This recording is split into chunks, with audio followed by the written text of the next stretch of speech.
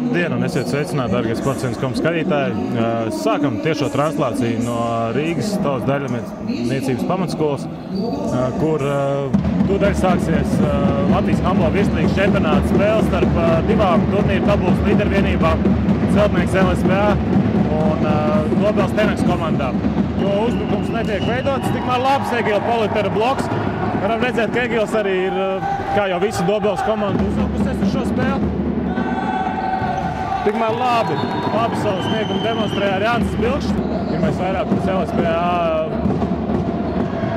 Bet Ancis Bilkšs ļoti labi nospēlē aizsardzībā un Kaspars Strauma aiziet ātri uzbrukumā un panāk rezultātu jau 4-1. To dosies izpildīt Artūrs Lazdiņš. Un Ivars Lācis ir neaizstājams un ļoti labi nospēlē šajā situācijā. Atvēra viņš Artūru Lazdiņu.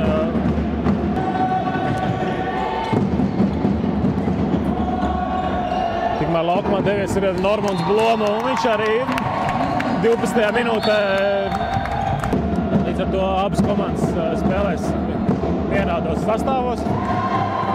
Gunts Ciematnieks, raidītais metiens atkal Ivaram Lācim ir pa spēkam, un viņš atvēra viņu.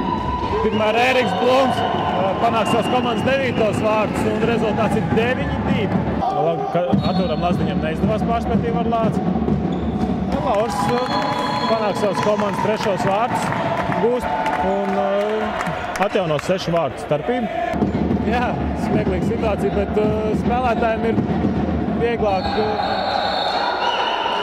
apspēlēt 1-1. Sarkano kartīti parāda Normundam Blomem. Bet vai tur bija sarkanā kartīte? Tas paliek tiesnešu ziņā, netiesāšu. Redzam to, ka Nils Kreisbergs vēlreiz apspēlē 1-1. Skrien garām Normundam Blomem un uzbrukumu veido Dobels Tenaks un Krasniņš lielais un Kreisbergs. Tikmēr Toms lielais neatvērāms metiens tālajā stūrī, Tom lielā izpildījumā. Un Lauris Rūtiņš to izdara arī otrais. Redzēsim, vai Dobels Tenaksam izdosies atjaunot 9 vārdu pārsvaru. Tikmēr Nils Kreisbergs trāpa Raitnim Puriņam pa seju, spēle tiek apturēta. Ričards Jablonskis nospēlēja mazliet pasīva aizsardzībā, līdz ar to Nils izmanto šo mazo Ričardu kļūdu. Mēģinās viņš apturēt Lauru Rūtiņu 7 metru sodu metienu gājienu. Jā. Paveicās Laurim. 7 metru sodu metienu viņš trāpīja pa vārdu stabu.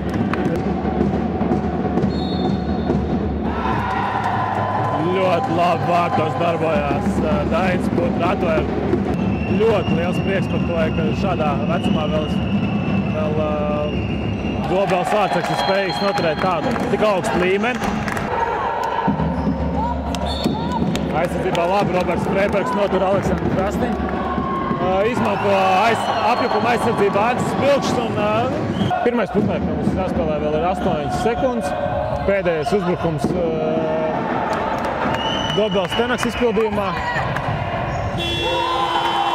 Ieskaita Ričarda Jablonska vārds un līdz ar to rezultātu starpība tiek samazināta līdz 4 vārtiem. Redzēsim, vai viņš spēs būt kārtējos vārdus. Ļoti filigrāni un ļoti skaisti. Lauris Rūtiņš gūst vārdus. Mēs esam komandas, bet mēs arī netikām galā ar Andi, jo šādā situācijā viņš ļoti viegli parādīja, ka spēlētājiem ir jādod 2 minūšu noraidījums. Tikmēr, kamēr jums šo stāstu stāstīja, tikmēr Nils Kreisbergs, numur 9 spēlējošais Iljiņš Edgars. Tikmēr Lauris Eglīts izmanto apjukuma aizsardzībā. Dobels Tenaksam bija 4 vārtu pārsvars. Labi nospēlē Ēriks Blums. Redzam to, ka gūs maz savainojumu, atrodās vēl uz zemes. Artūrs Lazdiņš rādīja labu sniegu, pat teiksim, ļoti izcilu sniegu. Līdz ar to Dobels Tenaksam ir iespēja atjaunot jau 9 vārtu pārsvaru. Ants Ārmans to mēģina darīt, un viņš to arī izdara. Raits Puriņš šajā situācijā bija bezspēcīgs, ļoti labi metienu no malas izpildīja Ants Ārmans. Jāizveido pozicionālais uzbrukums. Gunts Ciematnieks dodas ātrajā uzbrukumā, mēģinās viņš pārspēt Ivaru Lācu un nespēja viņš pārspēt Ivaru Lācu. Kā es gribēju teikt, tikmēr Ants Ērmans izmanto paviršu Lauru Rūtiņu darbību aizsardzībā.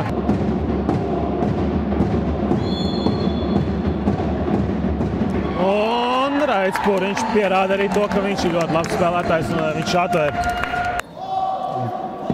Bet Roberts Freibergs ir nekļūdīgs un samazina rezultātu starpību līdz 10 vārtiem. Līdz ar to viņš ir piešķīris 2 minūšu noraidījumu.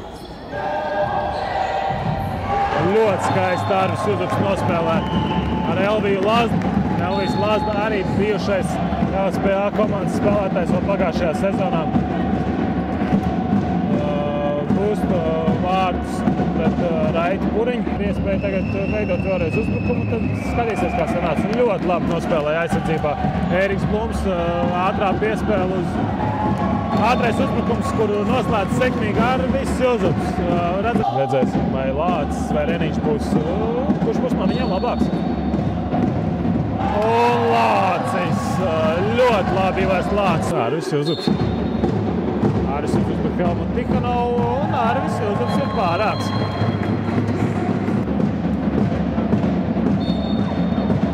Un Helmuts Tihanovs pārspēja Arvi Juzupu. Tikmēr redzam to, ka šajā spēlē vēl jāspēlē 5 sekundes. Aivars Čikots neiziet no aizsardzības zonas, līdz ar to šī spēle ir arī noslēgusies. Apsveiksim Dobels Tenaks spēlētājs.